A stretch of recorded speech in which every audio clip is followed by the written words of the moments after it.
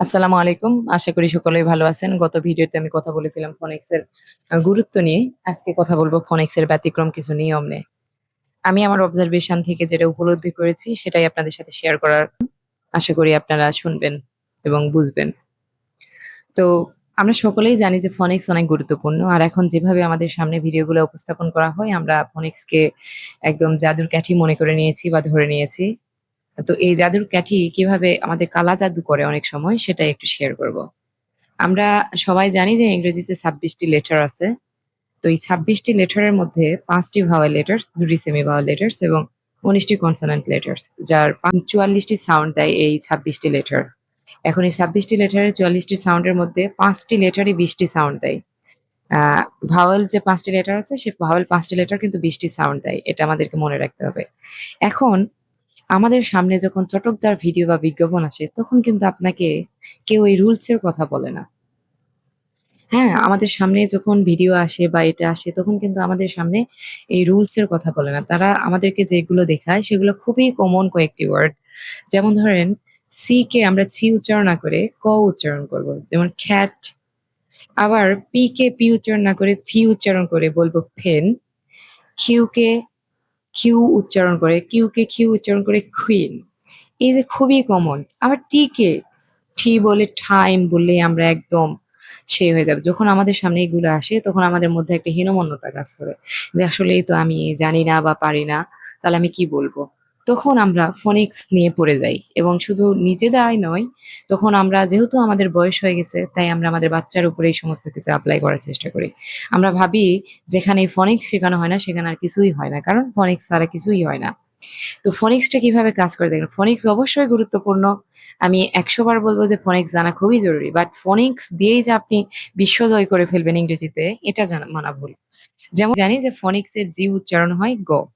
এখন যখন বলে গান, গট, গোট এগুলাতে একদম অ্যাকিউরেট আমাদের সামনে যখন এইভাবে উপস্থাপন করে আমরা মনে করি ওয়াও! বাট যখনই জি টা আমরা জায়ান্ট উচ্চারণ করি, জি কে আমরা জিরাফ উচ্চারণ করি, তখন কিন্তু আমাদের এই ফনিক্সটা কাজ করে না। এই ফনিক্সের জাদু তখন কালা জাদু আকারে রূপ ধারণ করে। আবার ধরেন সির একটা কমন ব্যবহার আছে। সি কে আমরা খ্যাট উচ্চারণ করি খ বলে। কিন্তু ওই একই সি যখন সিটি উচ্চারণ হয় তখন আপনি ফনিক্স এর রুলটা কিভাবে এখানে কাজে লাগাবেন? বা আপনার কিভাবে কাজে লাগলো?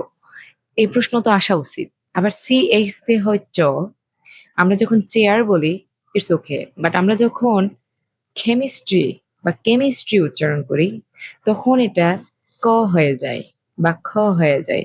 এটা কেন চ হলো না? আমাদের ফনিক্স অনুযায়ী তো এটা চেমিস্ট্রি হওয়ার কথা ছিল, তাই নয় কি?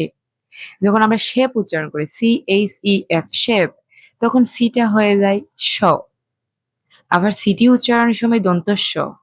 এই যে ভিন্ন ভিন্ন ব্যতিক্রম কিছু নিয়ম, এই ব্যতিক্রম নিয়মগুলোই কিন্তু আমাদেরকে গোলক ধাঁধায় ফেলে দেয়। অর্থাৎ ইংরেজির নিয়ম আছে ঠিকই কিন্তু এর ব্যতিক্রম নিয়ম অনেক বেশি। আপনি গণিতের মতো সূত্র মুখস্থ করলেন এবং সূত্রের মধ্যে ফালাইলেন, সূত্রর কোনো এদিক ওদিক নেই, তাহলে ইংরেজি শেখাটা হয়তোবা আরো সহজ হয়ে যেত। কিন্তু বিষয়টা ঐরকম নয়। এখানেই এই জটিলতাটা আসে।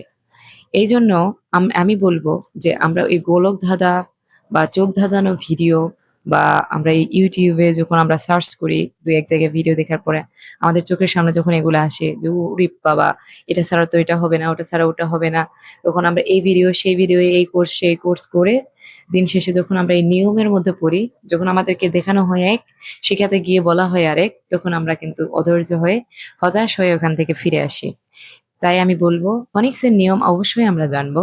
কিন্তু ফনিক্সকে একমাত্র ইংরেজি শেখার বা ইংরেজি সঠিক উচ্চারণের একমাত্র পন্থা হিসেবে ধরবো না। এর অনেক ব্যতিক্রম নিয়ম আছে। আমরা এত ব্যতিক্রম নিয়ম কিন্তু কখনোই মনে রাখতে পারবো না। তো আগামী ভিডিওতে আমি কথা বলবো যে কিভাবে আমরা রিডিং পড়বো বা কিভাবে আমরা আমাদের এই ফনিক্স কে সঙ্গে রেখে পাশাপাশি অন্য নিয়মগুলো বা অন্য কায়দাতে আমরা আরো সুন্দরভাবে ইংরেজি পড়তে পারবো।